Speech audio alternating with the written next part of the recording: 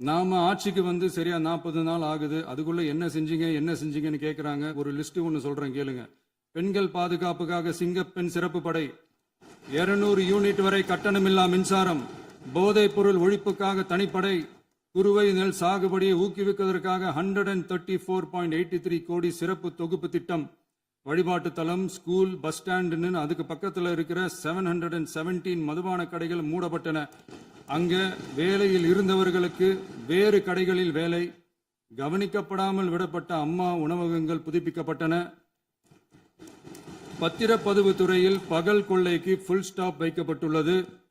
வருகையில்லா ஆவணப்பதிவு முறை கொண்டு வர உத்தேசிக்கப்பட்ட செயல்பாட்டில் உள்ளது.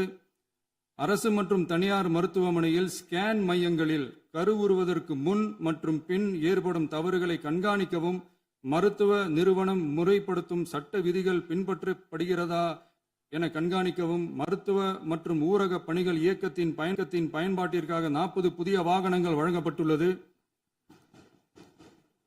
கூட்டுறவு வங்கியின் ஏழை எளிய மக்கள் வாங்கிய கடனுக்கு முதல் முத்தாய்ப்பாக ரூபாய் 2045 கோடி தள்ளுபடி வழங்கி ஆணையிடப்பட்டுள்ளது.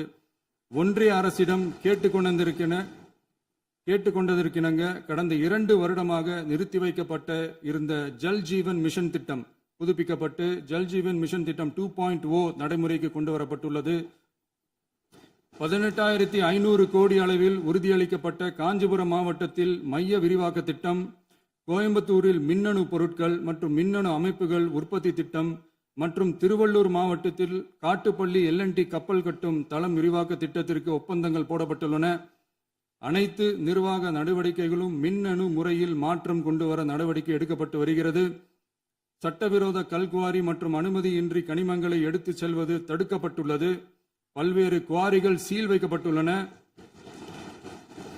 கனிமங்களை கண்காணிப்பது, எல்லைகளை நிர்ணயிப்பது மற்றும் ஆளில்லா விமானம் மூலம் அளவீடு செய்வது போன்றவற்றை செயல்படுத்துவதற்கான பணிகள் மேற்கொள்ளப்பட்டு வருகின்றன. அனைத்து துறைகளிலும் அலுவலர் தலையீடு இல்லாமல் லஞ்ச லாவண்யமற்ற தமிழகத்தை உருவாக்க அனைத்து நடவடிக்கைகளும் முடுக்கிவிடப்பட்டுள்ளது.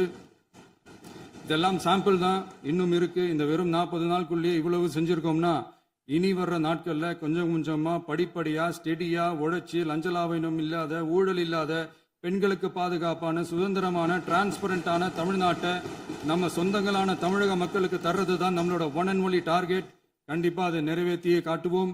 8 கோடி மக்கள் நம்மளோட இருக்கிறப்போ ஏங்க இதை செய்ய முடியாது?